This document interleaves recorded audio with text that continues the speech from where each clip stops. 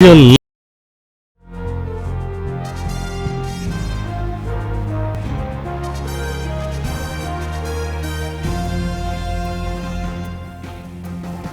है साधना prime news, क्योंकि सच जरूरी है।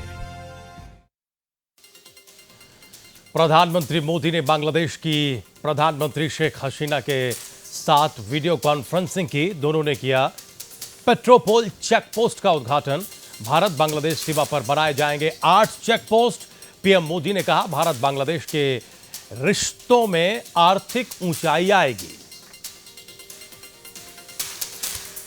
दयाशंकर सिंह के खिलाफ बीएसपी के प्रदर्शन के बीच बोली मायावती, कहा मैं 4 बार मुख्यमंत्री रही हूं, मुझे देवी की तरह पूजते हैं लोग। अगर बीजेपी नेता दयाशंकर के खिलाफ एफआईआर दर्ज कराते तो वो जीत लेते मेरा दिल।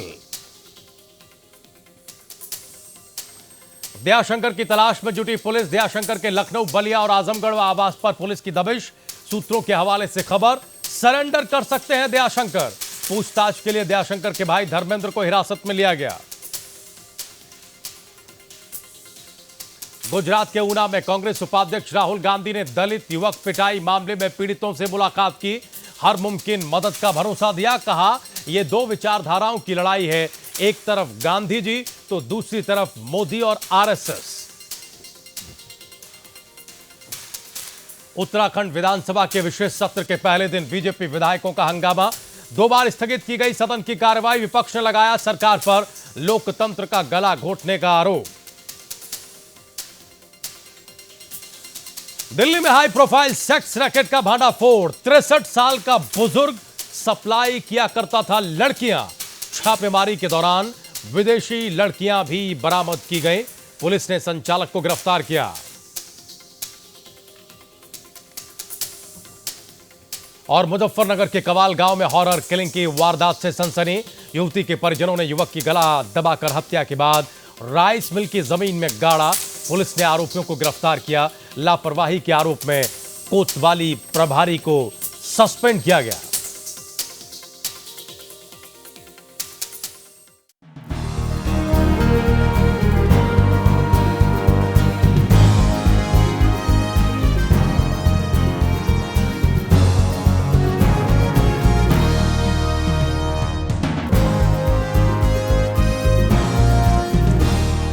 नमस्कार, स्वागत है आप सभी का प्राइम न्यूज पर। मैं हूं राजीव रघुनंदन। वक्त प्राइम एजेंडा का है।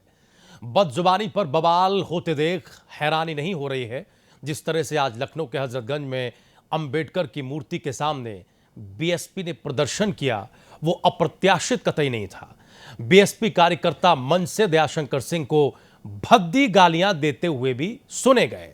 इन बीएसपी कार्यकर्ताओं के हाथ में जो बैनर थे, उन पर मायावती के समर्थन में नारे लिखे होने के साथ साथ दयाशंकर, उनकी बहन और बेटी के बारे में आपत्तिजनक बातें भी लिखी गई थीं।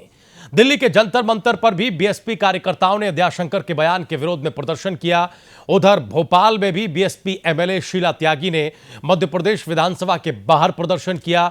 चंडीगढ़ बीएसपी की चीफ जन्नत जहां ने दयाशंकर की जीभ काटने वाले को 50 लाख रुपए इनाम देने का ऐलान किया।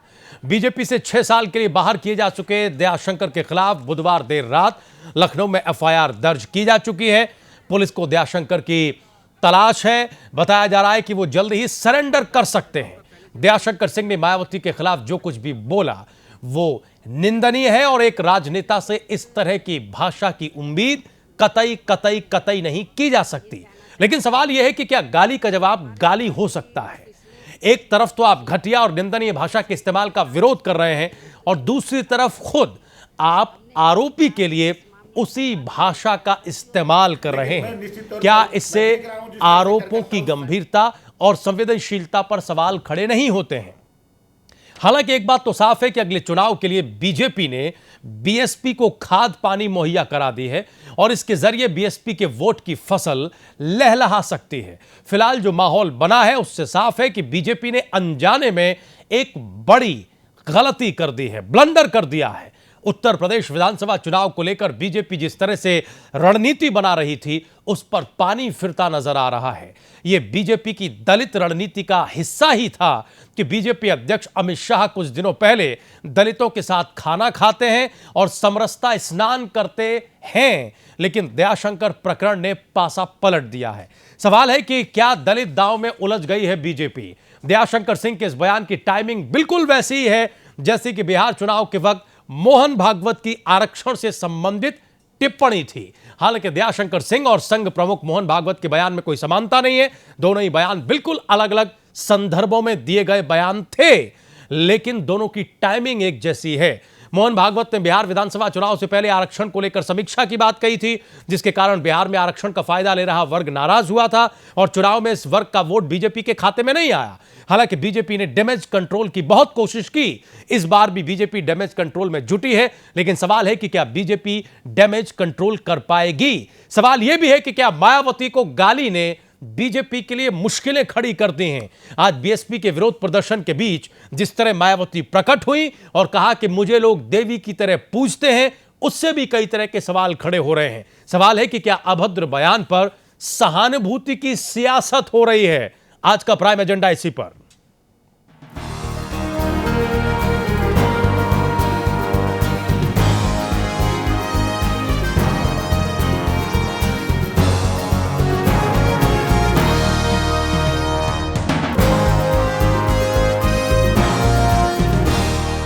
और आज की इस डिबेट में हमारे साथ हिस्सा लेने के लिए कई खास मेहमान मौजूद हैं। हम अपने मेहमानों से आपका परिचय करा दें।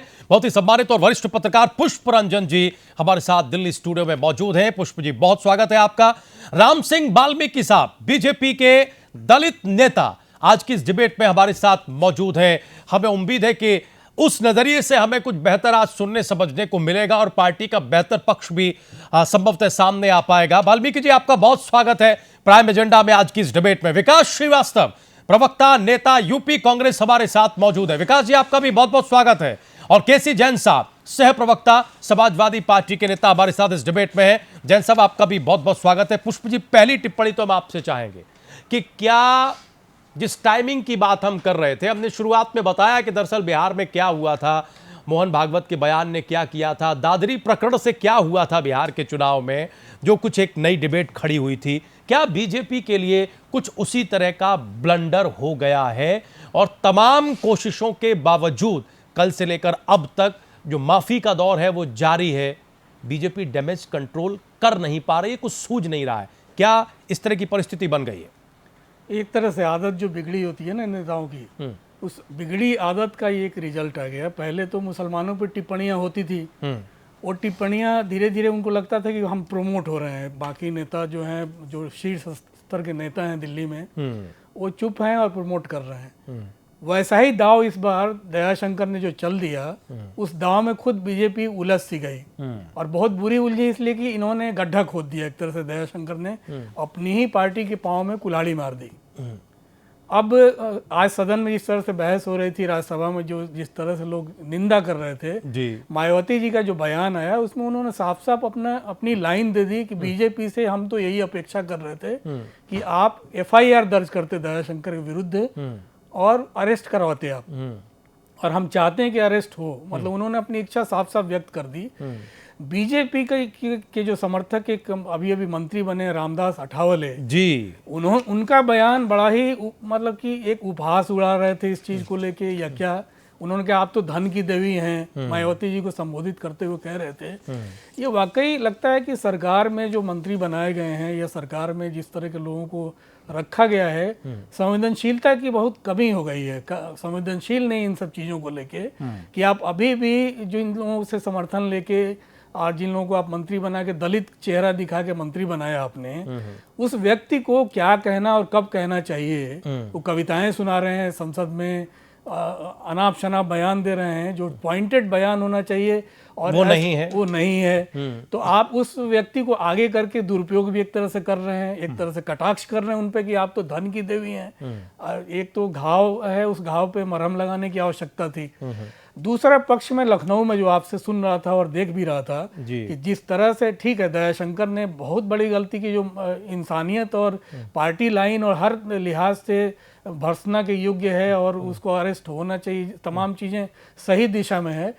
लेकिन कीचड़ उछालने वाले पर आप उससे भी गंदा कीचड़ उछालें उसके परिवार के लोगों को, तो फिर सफाई कैसे होगी? फिर किस तरह सफाई होगी? उनकी भी माँ बहन को, उनका क्या कसूर है? आप एक व्यक्ति जो अपराध किया है, आप ठीक है दंडित कीजिए, निश्चित रूप से दंड का भागी हो, लेकिन आप एक औरत को भी तो अपमानित कर रहे हैं। तो ये सवाल तो बनता है। ठीक है, उसने खाद पानी दे दिया है। जिस बसपा की पर बहस इस समय नेशनल चैनल पे कम हो रही थी, ये मुद्दा आगे चल पड़ा, एक तरह से इसको जगा दिया लोगों ने और दलित स्वाभिमान का फायदा असर ये देखा कि चाहे वो भोपाल हो, नागपुर हो, मुंबई हो, लखनऊ हो, दिल्ली हो, इवन चंडीगढ़ हो, चारों तरफ हमने आज प्रदर्शन होते हुए देखे और इनका जो असर है वो सीधे उत्तर प्रदेश में आने वाला है, ये हम सब समझ सकते हैं। ये जहां बेस था बसपा का वो दिख रहा है, दिल्ली में भी शायद थोड़ा बहुत दिखे। गुजरात में ये उस पे आप ध्यान दीजिए कि गुजरात में इस इशू को लेके वहां आग नहीं लगी, कोई बहुत बड़ी प्रतिक्रिया वहां नहीं हुई है। राम सिंह वाल्मीकि जी हमारे साथ इस डिबेट में हैं और जैसा कि हमने परिचय कराया शुरुआत में कि हम उम्मीद ये करते हैं कि पार्टी लाइन और जो एक दलित विरोध की स्थिति जो बीजेपी के भीतर हो रही है, जो आरोप लग रहे हैं तमाम विपक्षियों की तरफ से, उस पर हमें कुछ बेहतर नजरिया सुनने को मिलेगा। राम सिंह वाल्मीकि जी, क्या आप भी ये मानते हैं कि वाकई दयाशंकर सिंह के एक बयान ने इतना बड़ा ब्लंडर कर दिया जिसके नतीजे अभी तो सिर्फ इस तरह के रिएक्शन में हमारे सामने आ रहे हैं, लेकिन दूरगामी परिणाम भी इसके आएंगे और ये हमें देखने को मिलेंगे? क्या आप ये समझते हैं कि ये ऐसा बयान हो गया जिसकी भरपाई अब मुश्किल है? ऐसा है कि जो दयाशंकर सिंह जी ने बोला, वो लोकतंत्र में किसी भी राजनीतिक दल को इस तरीके की भाषा का प्रयोग करना ठीक नहीं है।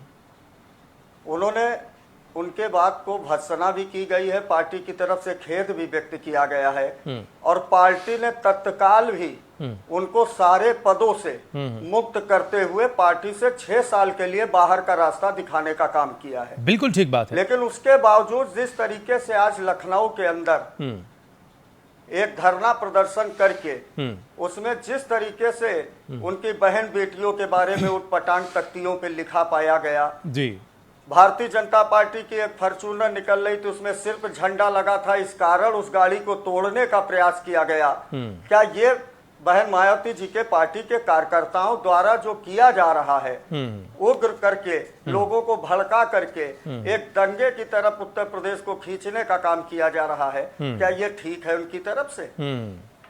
पार्टी ने जो कार्रवाई करनी थी वो कार्रवाई पार्टी ने की, उस पे एफआईआर भी लॉन्च हो चुकी है। कानून अपना काम करेगा, कानून को जो कार्रवाई करनी है वो कानूनी ढंग से वो करेगा। इसके बावजूद भी इस तरीके की प्रदर्शन की हमें नहीं लगता जरूरत थी उत्तर प्रदेश में। और मैं मीडिया के मित्रों से एक बात जानना चाहता हूँ जी कि दलित की जातियां उत्तर प्रदेश में 60 के ऊपर हैं। क्या कारण है कि जब एक वर्ग की, एक जात के ऊपर किसी प्रकार का कुटाराघात उत्तर प्रदेश या देश लेवल पे होता है, कभी बहन जी का स्टेटमेंट टीवी पे आता है, कभी बहन जी का पत्रकारिता में निकलता है। जब अभी 80 मकानों को, मीडिया के मित्रों को मालूम है, 80 मकान रामपुर में दलित समाज के उजाड़े जा रहे थे और उसमें यही भारतीय जनता पार्टी ने जा करके हमारे प्रदेश के पूर्व प्रदेश अध्यक्ष माननीय लक्ष्मीकांत वाजपेयी जी धरने पर बैठे और उन वाल्मीकि समाज के 80 मकानों का बचाने का काम किया। तो भारतीय जनता पार्टी दलित विरोधी कब से हो? राम सिंह जी, कल भी हमने इस मुद्दे पर बात की थी। एक व्यक्ति का बयान, कल भी हमने इस मुद्दे पर बात की थी राम सिंह जी, और संयोग से विकास जी कल की डिबेट में थे। दरअसल डिबेट में जो बड़ा सवाल होता है वो कहीं शोर में गुम हो जाता है, कई बार ऐसी स्थिति होती है। आज पुष्प जी ने उसी सवाल की तरफ फिर इशारा किया है और हमें उम्मीद है कि आप शायद बेहतर उसका जवाब रख पाएं। हम समझना ये चाहते हैं कि क्या ये जो बेलगाम बयानों का सिलसिला था, उसकी परिणति कल दयाशंकर जी के एक इतने आपत्तिजनक और अभद्र बयान के तौर पर सामने आई? पुष्प जी कुछ यूं कह रहे थे कि दरअसल पहले प्रैक्टिस थी कि मुसलमानों को लेकर बयान दो बीजेपी के भीतर और अपना कद बढ़ाओ। ऐसा लगता था कि सब एक रणनीति है, एक ट्यूनिंग है कि छोटा नेता बयान देगा और बड़ा नेता उसके न तो उसका खंडन करेगा ना उसके विरोध में कुछ बोलेगा। एक मौन सी सहमति, एक मौन सी स्वीकृति रहेगी। क्या कल वो भौड़ेपन के तौर पर सामने आ गई और पूरी की पूरी पार्टी एक तरह से अवाक रह गई? क्या यह स्थिति हुई है? अगर पहले आपने साक्षी महाराज, योगी आदित्यनाथ, निरंजन ज्योति ऐसे लोगों के बयानों पर गौर किया होता, सख्ती से पेश आए होते, तो यह स्थिति दयाशंकर सिंह तक नहीं पहुंचती और पार्टी को आज ऐसी माफी की मुद्रा में नहीं खड़ा होना पड़ता। क्या आप ये मानते हैं एक दलित नेता होने के नाते? तमाम राजनीति दूसरी तरफ रखिए, लेकिन बीजेपी के भीतर जो ये खास परंपरा चली, क्या ये उसका नुकसान पार्टी ने भुगता है?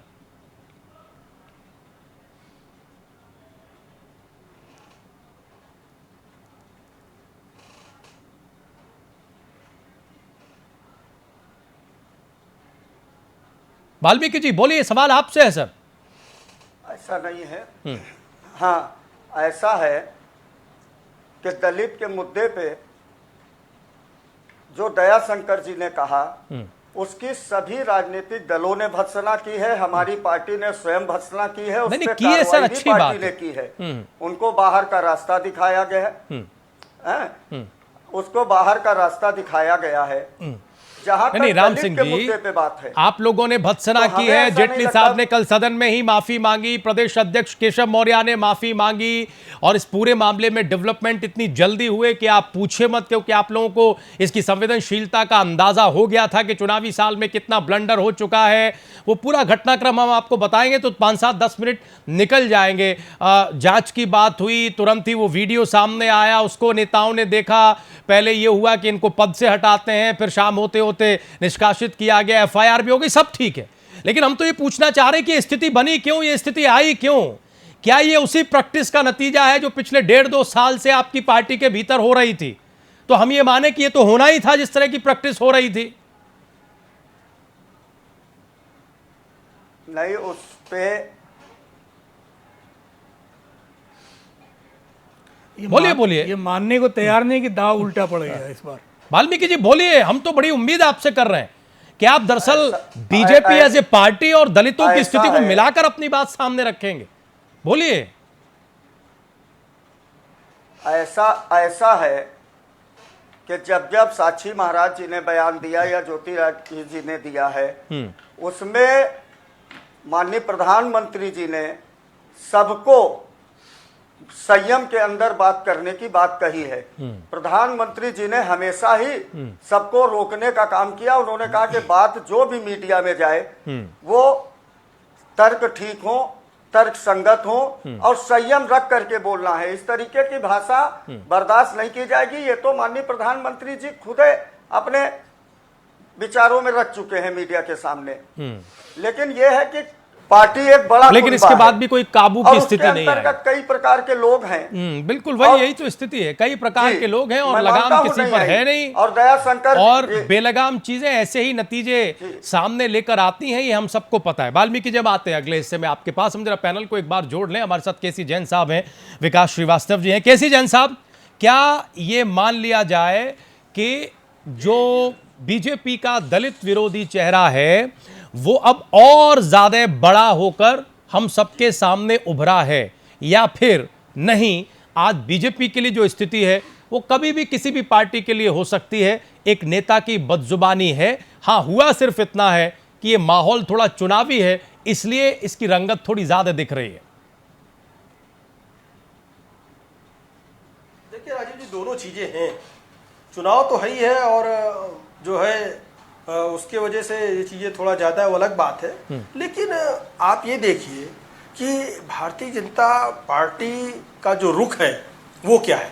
आप गुजरात में देखिए क्या हो रहा है, किस तरीके से दलितों को नंगा करके वहाँ पे बिल्कुल बेरहमी से पीटा जा रहा है। और जो इनका बयान है, जो बयान कल का बयान जिस तरीके से आया और उसके बाद उसको डैमेज कंट्रोल करने के लिए दयाशंकर को पार्टी से बाहर किया गया और उनको उनके पद से उनको पदच्युत कर दिया गया, वो सब चीजें सामान्य चीजें हैं, बहुत छोटी चीजें। लेकिन पार्टी का एक उपाध्यक्ष, प्रदेश उपाध्यक्ष बड़े एक प्रदेश उपाध्यक्ष एक बड़ी जिम्मेदारी होती है। बड़ी जिम्मेदारी पे बैठा हुआ कोई भी व्यक्ति इस तरीके से बयानबाजी सामान्यतः नहीं करता है। जो चीज आपने कही, जो विश्लेषण आपका है, हमें लगता है वो विश्लेषण काफी कुछ सही है कि चूंकि भारतीय जनता पार्टी में चाहे निरंजन ज्योति जी हो कहती हैं कि जो है रामजादे हरामजादे जैसे शब्दों का इस्तेमाल करती हैं, चाहे कल की शब्दावली रही और चाहे इसके पहले जो बयान आए साक्षी महाराज जी के कि अगर इस बार जो है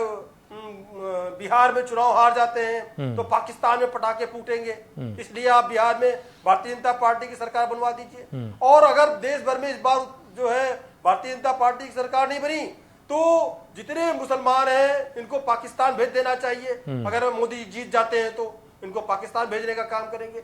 इस तरीके की अनाप शनाप बातें। साथ में ये देखिए उत्तर प्रदेश भर में क्या पूरे देश भर में एक भी मुस्लिम चेहरा नहीं उतारा भारतीय जनता पार्टी ने, तो उनको अछूत करने का काम किया। तो ये एक तरीके से प्रेरणा थी ऊपर से कि आप मुसलमानों की बुराई करो, आप कम्युनलाइज होइए, आप लब जिहाद छेड़िए, इस तरीके की बातें करिए, धर्मांतरण करिए, घर वापसी करिए और आप पार्टी में ऊपर बढ़ते चले जाएंगे।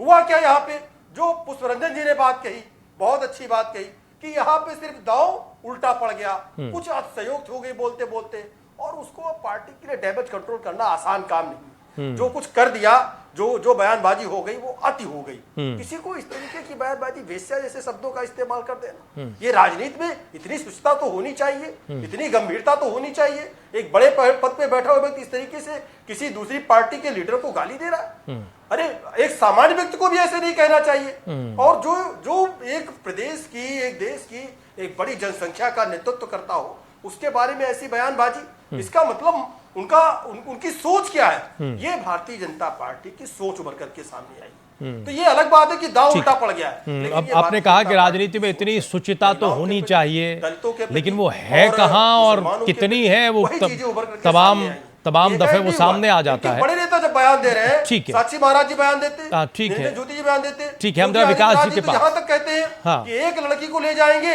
100 लड़कियों को भगा लेके आएंगे। 100 लड़कियों से क्या मतलब है, बाकी की 100 लड़कियों से क्या मतलब है, वो भी महिलाओं के बारे में बयान देते हैं। ठीक है, अब एक बात जरा विकास जी को जोड़, परिणाम है कि दयाशंकर के मुंह से इस तरह की बातें निकली। ठीक है विकास जी, कल भी हमने आपसे बात की और ये सवाल तो हमने पूरी डिबेट के सामने रखा ही था, हालांकि उसका कोई जवाब नहीं आया। आज कांग्रेस पार्टी ने भी प्रदर्शन किया। हम देख रहे थे कि आज जिस तरह से राज बब्बर साहब और रीता बहुगुणा जोशी और तमाम कांग्रेसी कार्यकर्ता सड़कों पर उतरे थे, बीजेपी के खिलाफ विरोध प्रदर्शन कर रहे थे। वाकई क्या कांग्रेस पार्टी बहुत संजीदा है ऐसे मसलों को लेकर जिसमें महिला सम्मान या महिला अत्याचार? जी जी, हम आ रहे हैं। विकास जी, आप हमें सुन पा रहे हैं? विकास जी, क्या हमारी आवाज आपको मिल रही है?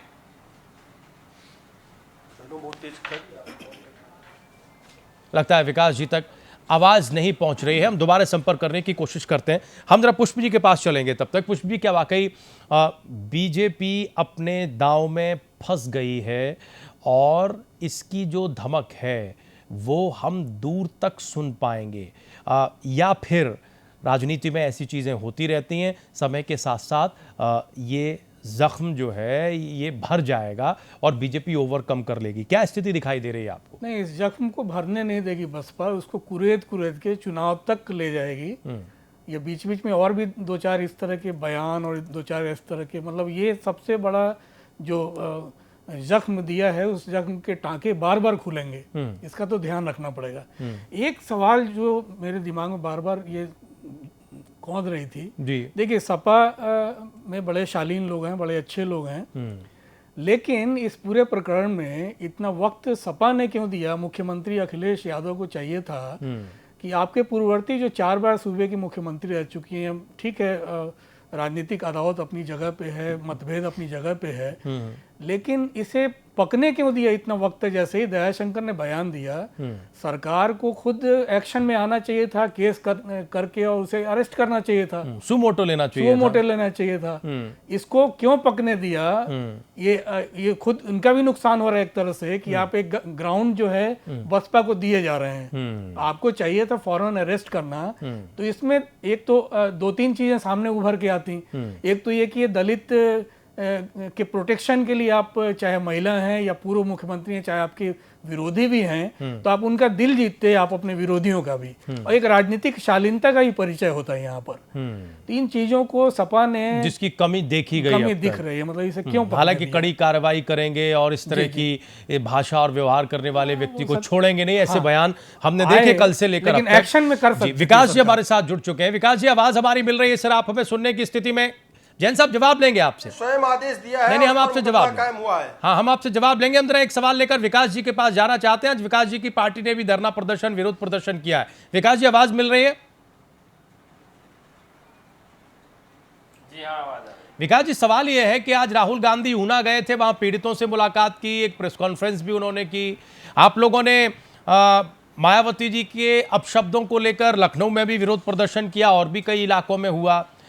विपक्ष आप लोगों के महिला या दलित प्रेम पर लगातार टारगेट करता रहता है। वो ये कहता है कि साहब ये दिखावा है, इन्हें कोई बहुत चिंता नहीं है, केवल वोट बैंक के लिए ऐसा कर रहे हैं। क्या कांग्रेस पार्टी वाकई चिंतित है या फिर बहती गंगा में हाथ धोने की कोशिश कर रही है? देखिए, दलित मूवमेंट पे सबसे ज़्यादा काम कांग्रेस पार्टी ने किया और हाल में जितने दलित उत्पीड़न हुए उसमें कांग्रेस पार्टी सबसे पहले आगे आई। रोहित वेमुला का मामला हुआ हो या मौजूदा ये विषय हो और नोएडा गाजियाबाद में दलितों का मामला रहा हो, हरियाणा में दलितों का मामला रहा हो, कांग्रेस पार्टी के नेताओं ने सबसे पहले पहुंच के इसकी आवाज़ उठाई और ये लड़ाई लड़ी है। कांग्रेस ने हमेशा दलितों के लिए एक अच्छी योजना बनाई, उनके उत्थान और उनके विकास के लिए काम किया। वो अलग बात है कि उत्तर प्रदेश में बहन मायावती जी उनकी नेता है, पर आज भी दलितों का एक अच्छा प्रतिशत कांग्रेस पार्टी के साथ जुड़ा हुआ है। रहा सवाल इस बयान पे जहाँ चर्चा हो रही है, इसकी मैं भर्त्सना पिछली बार कर चुका हूँ, पिछले कल जब डिबेट में। पर एक बात तय है कि जब भी भारतीय जनता पार्टी के राजनेता मुंह खोलते हैं तो उनका बयान अल्पसंख्यक विरोधी, दलित विरोधी और महिलाओं के खिलाफ रहा है। पूरी एक लंबी चौड़ी लिस्ट है कि नेताओं ने, अगर आप अपनी लाइब्रेरी को चेक कीजिए तो लगातार भारतीय जनता पार्टी के वरिष्ठ नेताओं ने दलित विरोधी बयान दिए हैं, अल्पसंख्यक विरोधी बयान दिए हैं। क्यों? क्योंकि इनके पास इन तबके के लिए कोई विषय नहीं है। इन्होंने इसको समाज में अपने सब्जेक्ट से बाहर निकाल रखा है। इनका सब्जेक्ट ही नहीं है कि ये दलितों के लिए काम करेंगे या अल्पसंख्यकों के लिए काम करेंगे, ये महिलाओं के लिए काम करेंगे। लेकिन ये तो सबका साथ सबका विकास कहते हैं। लीजिए, कहाँ है महिलाएं? पूरे संगठन में महिलाओं का क्या स्थान है? विषय ये नहीं है कि दयाशंकर की जुबान फिसली, सधा हुआ बयान दिया गया है, क्योंकि देश से जो वादा किया गया था वो वादे पूरे नहीं हुए हैं। उत्तर प्रदेश के अंदर माहौल बनाने की कोशिश की जा रही है। कांग्रेस पार्टी इनसे सीधे लड़ाई लड़ रही थी, इसलिए ये मायावती जी को ताकत देने का काम कर रहे हैं। ये सधा हुआ बयान है, राजनीतिक चाल है।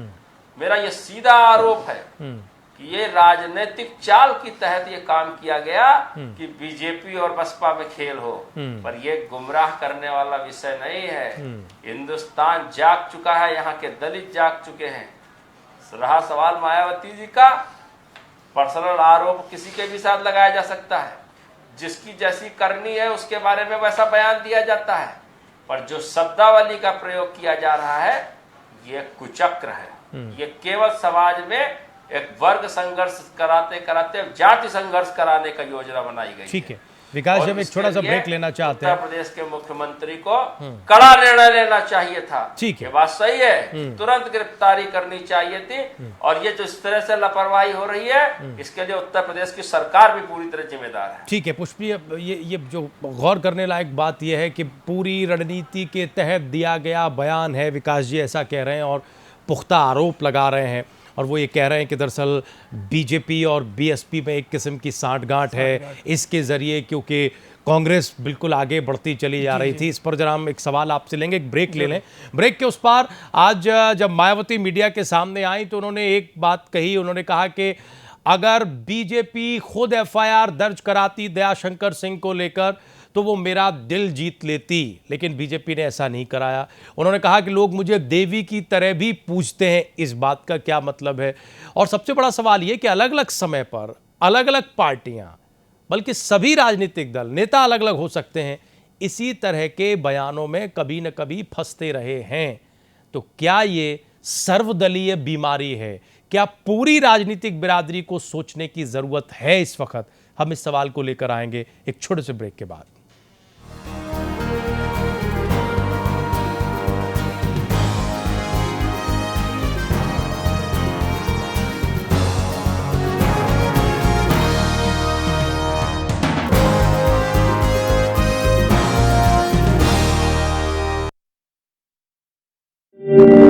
भारत में लगभग 3 करोड़ दिव्यांगजन हैं,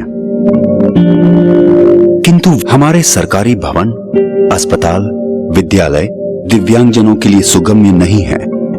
यही हाल हमारे रेलवे स्टेशन, बस स्टॉप, बसों तथा रेलगाड़ियों का है।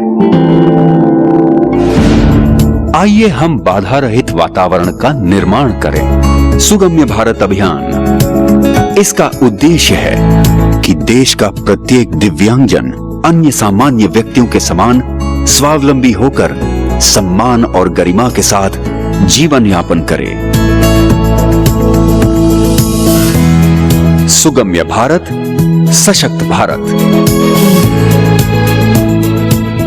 डॉक्टर ऑर्थो आयुर्वेदिक तेल और कैप्सूल, घुटना, कंधा या कमर, चाहे जैसा दर्द हो, ये मुझे देता है दर्द से पूरी आजादी, एक भरपूर जिंदगी।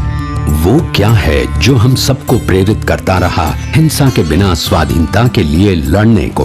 वो क्या है जो राष्ट्रीय दल को चालित करता है कट्टर विरोधी पर काबू पाने को? वो क्या है जो भारत के जन जन से इतनी मेहनत करवाता है आर्थिक प्रगति के लिए? प्रतिबद्धता और हमारे देश का गौरव। भारत एक और ऐतिहासिक उपलब्धि के लिए तैयार है, खुले में शौच का समापन। भारत को एक स्वच्छ और खुशहाल देश बनाने में मदद करें, ये हमारे हाथ में है।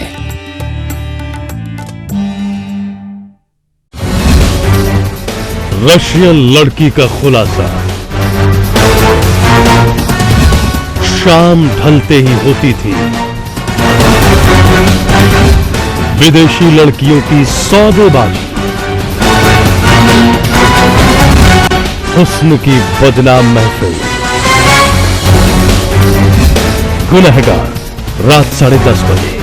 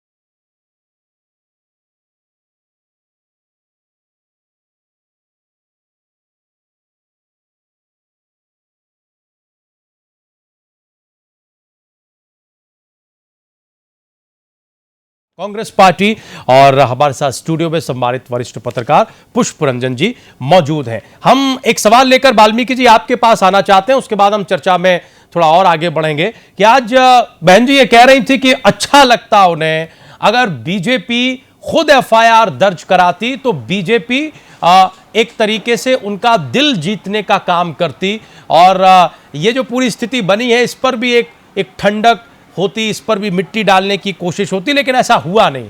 क्यों बीजेपी ने ऐसा नहीं किया?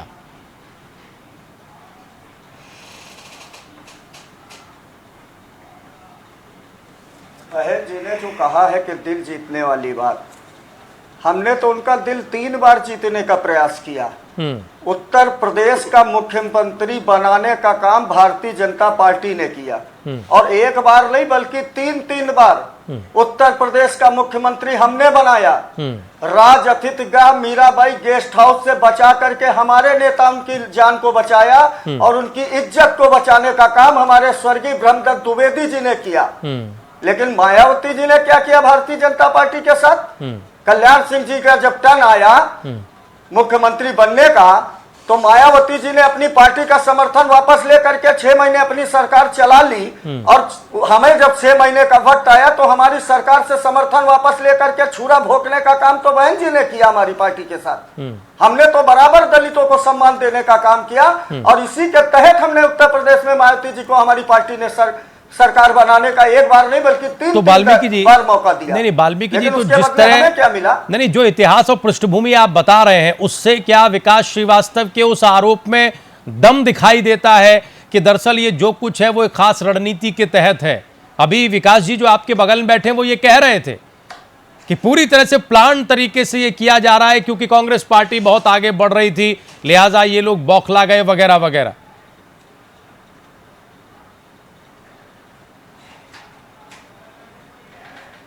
ऐसा नहीं है, कोई प्लान नहीं था, कोई प्लान के तहत ये नहीं है। राजनीति में कभी कभी नेताओं से भी चूक हो जाती है, अगर चूक ना हो तो व्यक्ति भगवान बन जाए, और वही चूक दया शंकर सिंह जी से हुई है। अच्छा वाल्मीकि जी, क्या ये ऐसी चूक हो गई जिसकी भरपाई आपको करनी पड़ेगी अगले चुनाव तक? क्या ये ऐसी चूक हो गई है? क्या ये ऐसा ब्लंडर है कुछ नहीं है जिसका असर आपको बड़ी दूर तक देखने को मिलेगा? उत्तर प्रदेश में इससे पहले भी इस तरीके की कई घटनाएं घटी हैं, कई बयानबाजी आई हैं, लेकिन उनकी भरपाई हुई है। भारतीय जनता पार्टी के साथ तमाम दलित जातियां ऐसी भी हैं जो बहन जी के साथ ना हो करके भारतीय जनता पार्टी के साथ खड़ी है। मतलब इसका कोई असर नहीं पड़ेगा? उनमें से कनौजिया समाज है, खट्टी मतलब इसका कोई असर नहीं पड़ेगा, आप ये कह रहे हैं? जी, इसका कोई असर नहीं पड़ेगा। जी जी ठीक है, छोटी छोटी टिप्पणी केसी जैन साहब, इसका कोई असर नहीं पड़ेगा। के बयान की भर्त्सना हम लोग करते हैं। ठीक है, इसका कोई असर नहीं पड़ेगा, केसी जैन साहब ये कह रहे हैं वाल्मीकि जी। ऐसी बहुत सारी घटनाएं उत्तर प्रदेश की सियासत में हुई है, राजनीति में हुई है, थोड़े दिन तक चीजें होती हैं फिर सब खत्म हो जाता है। दूसरी तरफ पुष्प जी का बयान है, वो ये कह रहे हैं कि नहीं, बीएसपी इसे कुरेद कुरेद कर जिंदा रखेगी, चुनाव तक ले जाएगी। बिल्कुल राजीव जी, देखिए राजीव जी, कोई भी चीज़ होती है उसका असर पड़ता है। ये अलग बात है, कुछ चीज़ों का असर क्षणिक होता है और कुछ चीज़ों का असर बहुत दूर तक होता है। देखिए, जो कांग्रेस में जो भ्रष्टाचार हुआ कांग्रेस राज में, उसको कांग्रेस ने स्वीकार किया, और कांग्रेस ने कहा इस चीज़ को कि भ्रष्टाचार के वजह से कांग्रेस उत्तर प्रदेश में साफ हुई, उत्तर प्रदेश क्या पूरे देश में साफ हुई, और उसका खामियाजा हमने भुगता। ये अलग बात है कि वो तमाम सारे ऐसे दल थे जिनसे हमारा गठबंधन था, वो लोग भ्रष्टाचार में बढ़ चढ़ के ज्यादा शामिल थे, ना कि कांग्रेस के लोग, लेकिन पूरा की पूरा खामियाजा उसको कांग्रेस को भुगतना पड़ा। इस चीज को कांग्रेस ने स्वीकार किया। वैसे ही जब भी कहीं पे भी कोई भी बयानबाजी होती है उसका खामियाजा भुगतना पड़ता है। मैं आपको बताऊं राजीव जी, जो मुजफ्फरनगर दंगे हुए, मुजफ्फरनगर दंगे कराने में भारतीय जनता पार्टी बढ़ चढ़ करके उसने हिस्सा लिया। संगीत सोम जैसे लोगों को महिमा मंडित किया गया, उनको सुरक्षा दी गई, उनको मंत्री बनाया गया, और उनको कैराना, अभी जो घटना हुई, कैराना को दूसरा जम्मू कश्मीर बनाने का काम भारतीय जनता पार्टी ने किया। ये अलग बात, वो उसमें सफल नहीं हुए, और वहां पर संगीत सोम जैसे लोगों को भेजने का काम किया जिससे कि दोबारा वैसा माहौल कायम किया जा सके। लेकिन समाजवादी पार्टी सरकार ने माननीय अखिलेश यादव जी के नेतृत्व में उसको असफल करने का काम किया। लेकिन जो मुजफ्फरनगर का दंगा हुआ उसका खामियाजा समाजवादी पार्टी को भुगतना पड़ा। लोकसभा चुनावों में कम्युनलाइज हुई जनता, और उसका फायदा भारतीय जनता पार्टी को मिला। तो ये दंगे इसीलिए कराते हैं भारतीय जनता पार्टी के लोग, क्योंकि उनको उसका फायदा मिलता है। तो ये जो बयान है, ये इससे जो नुकसान हुआ है भारतीय जनता पार्टी को, तो नुकसान तो बिल्कुल साफ दिखाई देता है। और जो आंदोलन आज हुआ प्रदेश भर में, देश भर में, विकास श्रीवास्तव बाहर भी, ठीक, उससे जो विकास श्रीवास्तव, इसका कोई असर देखने को मिलेगा बीएसपी में कहीं या ना कहीं उसका समय के उछाल आया साथ है। धुंधला पड़ तो जाएगा, इसका- सब खत्म हो इसका जाएगा? नुकसान जो है जो भारतीय जनता पार्टी की तरफ। ठीक है, विकास जी को आने दीजिए। हाँ जी राजीव जी। जी, विकास जी से सवाल है। विकास जी, नुकसान होगा या नहीं होगा? देखिए साहब, नुकसान तो हो गया, होगा क्या? जिस मायावती जी का जो जा रहा था, जो एक बरस खत्म हो रहा था, उसको इन्होंने हाथ डाल के गड्ढे से बाहर निकाल लिया। थोड़ा सपोर्ट मिल गया मायावती जी को, पर मायावती जी की जो टीम है और जो मायावती जी की थीम है, वो भी जनता के बीच में आ चुकी है।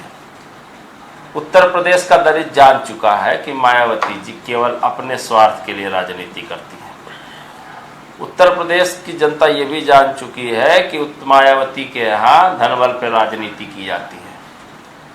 शब्द दयाशंकर जी के थोड़े से आपत्तिजनक है, उसका खामियाजा भारतीय जनता पार्टी को भुगतना पड़ेगा। और भारतीय जनता पार्टी के बारे में मैंने पहले से बताया कि लगातार इनकी एक मंशा रहती है, जब भी इनके बड़े नेता बनने का, जब भी नेताओं को बड़ा हाइप लेना होता है, तो दलित विरोधी, महिला विरोधी, अल्पसंख्यक विरोधी बयान देना। और इनके पास कोई काम ही नहीं है, ना कोई चाल है, ना कोई चरित्र है, ना कोई इनके पास चेहरा है। केवल एक काम है कि अल्पसंख्यक विरोधी चेहरा बनाना है, दलित विरोधी चेहरा बनाना। महिलाओं का तो इनके यहाँ कोई सम्मान ही नहीं है। इससे जो नुकसान इनको होता है वो तो होगा ही, स्वाभाविक नुकसान है। पर मैं इस बात से पूरा इत्तेफाक रखता हूं कि इन्होंने कांग्रेस पार्टी के बढ़ते हुए कदमों को देखा, कांग्रेस पार्टी की रणनीति को देखा, पूरे देश में जिस तरह दलित मूवमेंट, अब जरा हम पुष्पी के पास आते हैं। जी के सर, ये तो ठीक है कि देखा, दयाशंकर सिंह के उस बयान जोश की को आलोचना हो रही है और देखने पार्टी के ने बाद जो कार्रवाई इनका की वो सबके बौखलाहट सामने वाला तो नहीं है है। ये। हम नुकसान को भी जरा सोची समझने की समझी कोशिश कर रहे हैं। रणनीति डैमेज निर्णय कंट्रोल को कितना होगा, कितना नहीं होगा, ये आने वाले दिनों में सामने आएगा। लेकिन दरअसल जो दयाशंकर ने किया, वो सिर्फ दयाशंकर या बीजेपी की समस्या नहीं है, वो पूरी राजनीतिक बिरादरी की समस्या है। अगर आप पूरी लिस्ट निकाल के देखें तो शायद ही 1, 2, 3 कोई दल छूट जाएं हमारी संसदीय लोकतंत्र की परंपरा में, वरना अलग अलग समय पर अलग अलग राजनीतिक दलों के नेता इसी तरह के बयानों में कहीं ना कहीं चर्चा में आए हैं। उसकी मजम्मत हुई है, आलोचना हुई है, कुछ दिनों तक चीज़ें सामान्य हुई हैं, फिर उस राजनीतिक दल ने नहीं, दूसरे राजनीतिक दल से वो कोई और बयान सामने आ गया है। कई ऐसे बयान हैं, आपको और हमारे पूरे पैनल को और दर्शकों को ध्यान आ रहा होगा। क्या दरअसल राजनीतिक बिरादरी में जो एक चिंतन मनन की प्रक्रिया थी, उसके ख़त्म होने से या लुप्त होने से ये बड़ी समस्या सामने आई है? क्या अब ये तुरंत फुरत पॉपुलर होने का एक नतीजा, एक तरीका है कि कुछ भी कंट्रोवर्शियल बोलिए और बोलने पर कोई लगाम मत रखिए और फिर आप चर्चा में आ जाएंगे, भले ही उसके लिए कितना नुकसान हमें क्यों ना उठाना पड़े, हमारी पार्टी को कितना ही नुकसान क्यों ना हो जाए? पुष्प जी, बहुत वाजिब सवाल आपने पूछा है।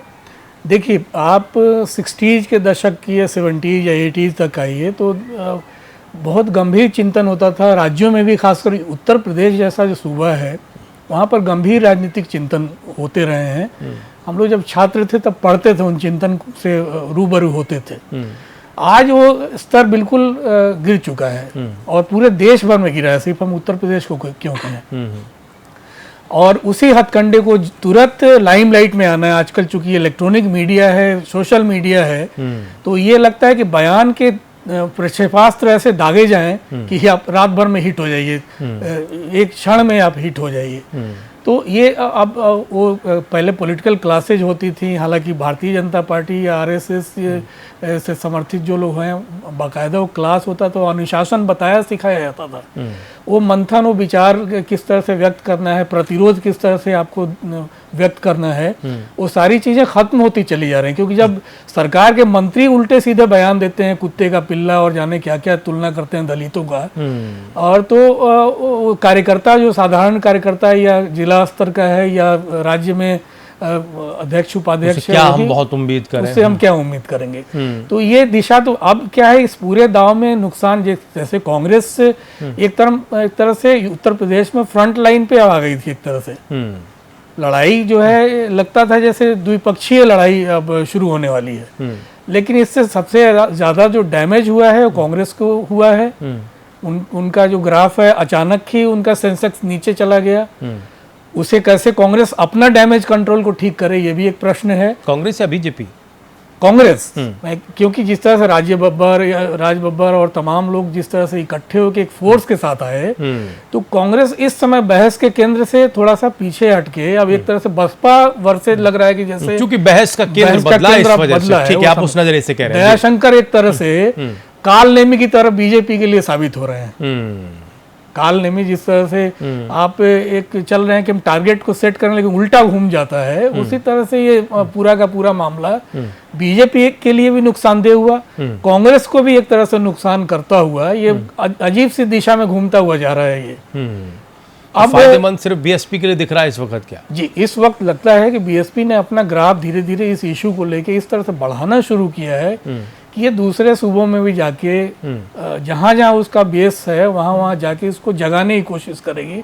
लेकिन फिर वो इसलिए मुझे लगता है जैसे आज जो जिस तरह से हमारे जो दलित नेता वाल्मीकि जी ने जो बयान दिया, उससे एक संकेत, और संसद में भी रामदास आठवले ने जिस तरह से बयान दिया, वो भी साफ साफ दिखाता है कि दलित चिंतन जो है या दलित राजनीति है वो एकजुट नहीं है, वो बटा हुआ है, बटी हुई है। तो वो जिस तरह से बटी हुई है दलित राजनीति, तो उसका भी फायदा अलग अलग फिरके के अलग अलग राजनीति करने वाले लोग उठाएंगे। उस बटने का भी, दलित एकता भी टूटेगी। भले ही आम्बेडकर के नाम पे, बाबा साहब के नाम पे सब चीजें बयान संसद से लेकर सड़क तक करते हैं, दिए जाते हैं, लेकिन फिर अंत में लगता है प्रैक्टिस में ये है कि आपस में टूटन है, आपस में खेमेबाजी है और भयानक रूप से खेमेबाजी। जी, हम यही सवाल लेकर जरा केसी जैन साहब के पास और विकास जी के पास, वाल्मीकि जी के पास जाना चाहते हैं। केसी जैन साहब, क्या आप इस बात से सहमत हैं और शायद होना पड़े आपको कि ये दरअसल कोई एक पार्टी की बीमारी नहीं है, ये हमारी उस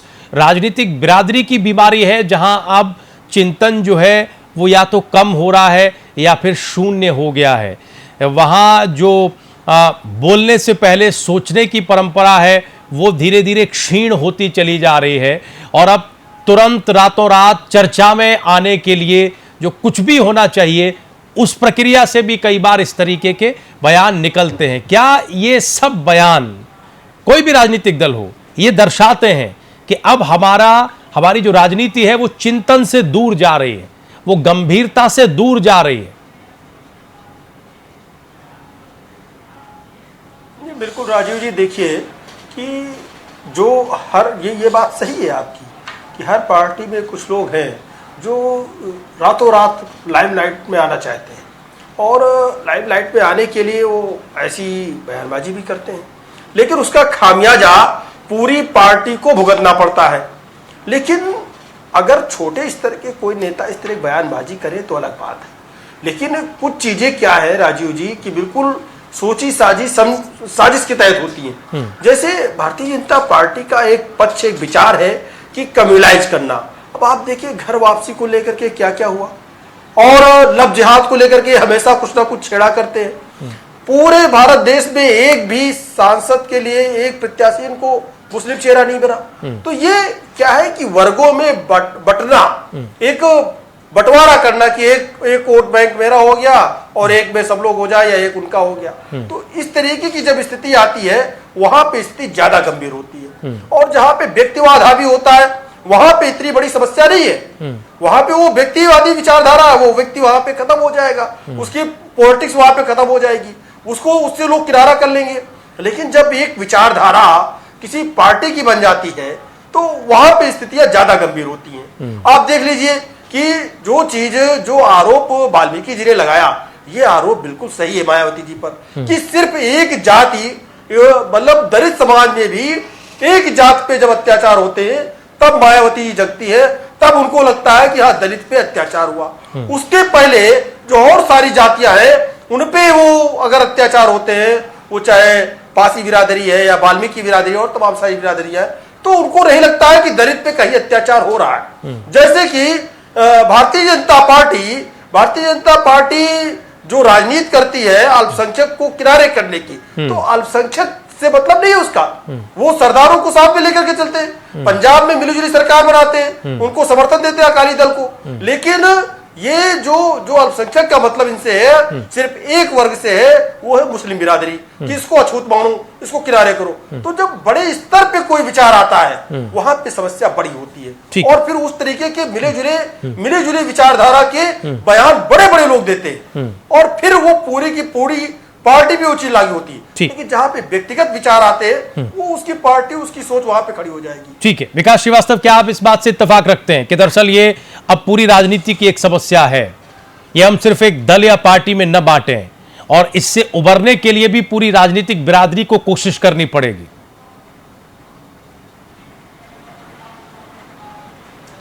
देखिए, मायावती जी का दो चेहरा दिखाई पड़ रहा है।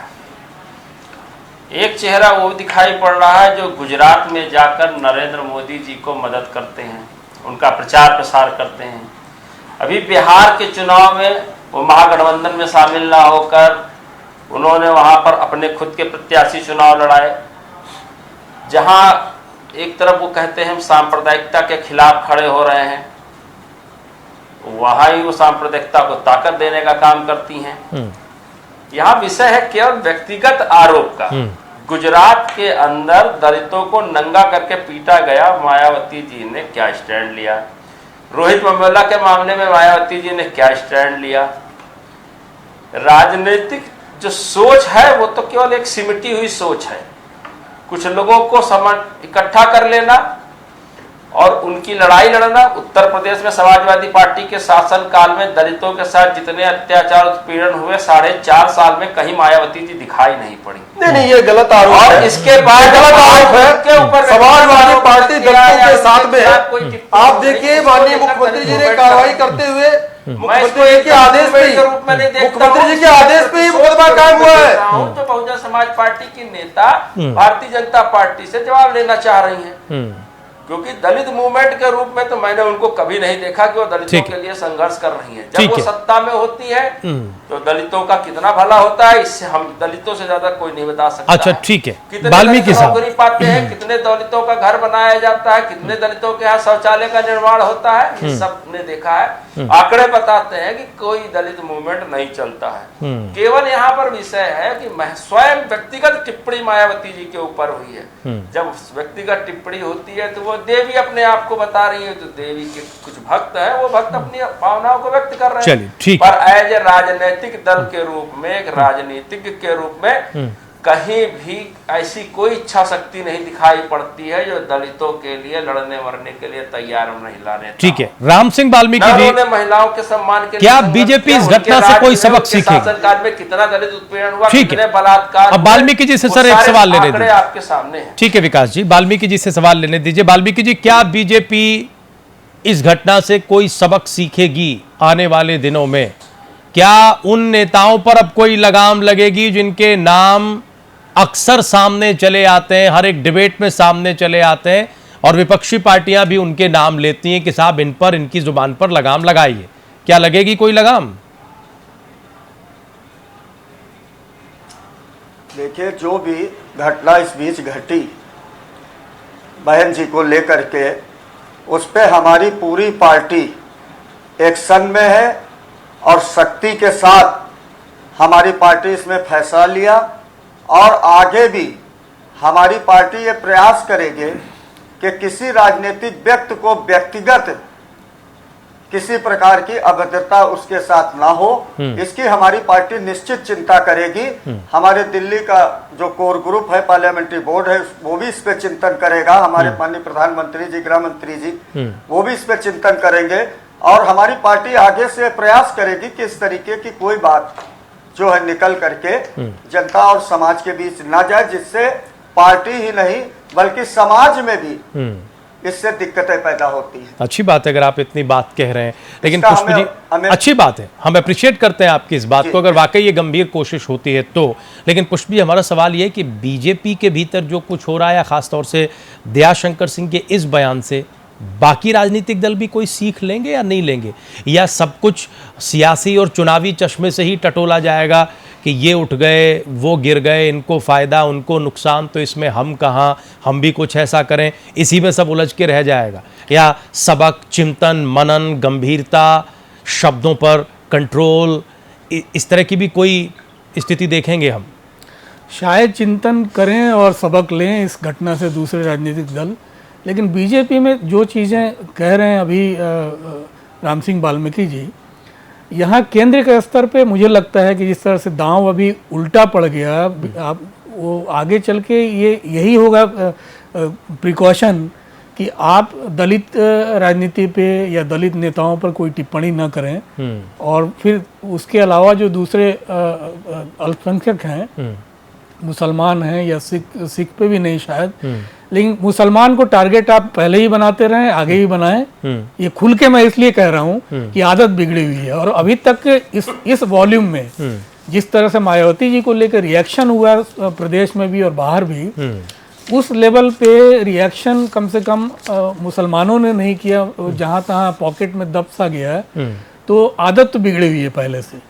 उस आदत को आगे सुधरने वाली है नहीं सुधरने वाली है, कुछ कहा नहीं जा सकता है। समय ही ये तय करेगा, ये समय तय करेगा, और बहुत कुछ उत्तर प्रदेश के चुनाव तय करेंगे। दुखद ये है कि पूरे ये जो ऊना से लेके और लखनऊ तक जो हुआ है, उस पे प्रधानमंत्री मोदी चुप है बिल्कुल। आज कांग्रेस पार्टी ने इस पर निशाना भी साधा है। संसद में भी कांग्रेस पार्टी ने ये कहा है कि प्रधानमंत्री क्यों नहीं बोलते हैं और प्रधानमंत्री कब बोलेंगे। बिल्कुल, हाँ, इस पर हम आने वाले दिनों में चर्चा करेंगे। बहुत शुक्रिया हमारे सभी मेहमानों का आज की इस डिबेट में आने के लिए, इस चर्चा में शामिल होने के लिए। केसी जैन साहब बहुत बहुत धन्यवाद, वाल्मीकि जी आपका बहुत बहुत शुक्रिया, विकास श्रीवास्तव जी आपका बहुत बहुत धन्यवाद, पुष्प जी आप स्टूडियो में आए, आपका भी बहुत बहुत शुक्रिया।